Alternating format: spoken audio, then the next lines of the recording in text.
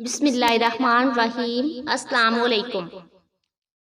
امام ابن جوزی رحمۃ اللہ علیہ نے ایک نہایت ہی سبق آموز واقعہ بیان کیا ہے۔ اصفہان کا ایک بہت بڑا رئیس اپنی بیگم کے ساتھ دسترخوان پر بیٹھا ہوا تھا۔ دسترخوان اللہ کی نعمتوں سے بھرا ہوا تھا۔ اتنے میں ایک فقیر نے یہ صدا لگائی کہ اللہ کے نام پر کچھ کھانے کے لیے دے دو۔ اس شخص نے اپنی بیوی کو حکم دیا کہ سارا دسترخوان اس فقیر کی جھولی میں ڈال دو۔ عورت نے حکم کی تعمیل کی۔ جس وقت اس نے اس فقیر کا چہرہ دیکھا تو دھاڑے مار کر رونے لگی۔ اس کے شوہر نے اس سے پوچھا، جی بیگم، آپ کو ہوا کیا ہے؟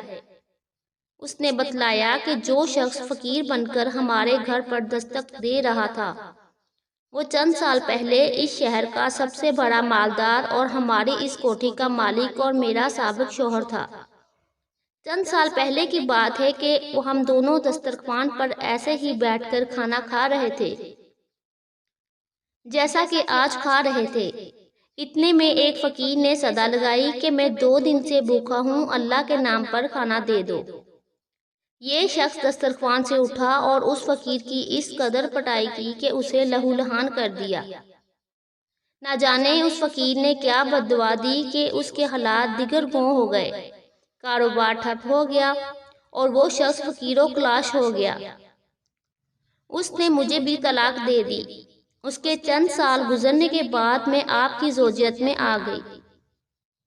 شوہر بیوی کی یہ باتیں سن کر کہنے لگا، بیگم، کیا میں آپ کو اس سے زیادہ تعجب خیز بات نہ بتلاؤں؟ اس نے کہا، ضرور بتائیں۔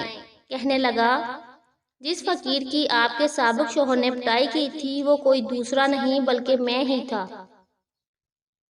گردش زمانہ کا ایک عجیب نظارہ یہ تھا کہ اللہ تعالیٰ نے اس بدمست مالدار کی ہر چیز، مال، کوٹھی، حتیٰ کہ بیوی بھی چھین کر اس شخص کو دے دیا جو فقیر بن کر اس کے گھر پر آیا تھا، اور چند سال بعد پھر اللہ تعالیٰ اس شخص کو فقیر بنا کر اسی کے در پر لے آیا۔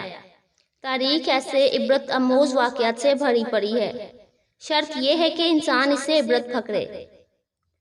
آخر میں اللہ تعالیٰ سے دعا ہے ہمیں غریباً، مساکین اور یتیموں کا سہارا بننے والا بنائے، آمین۔ جزاک اللہ۔ اللہ حافظ۔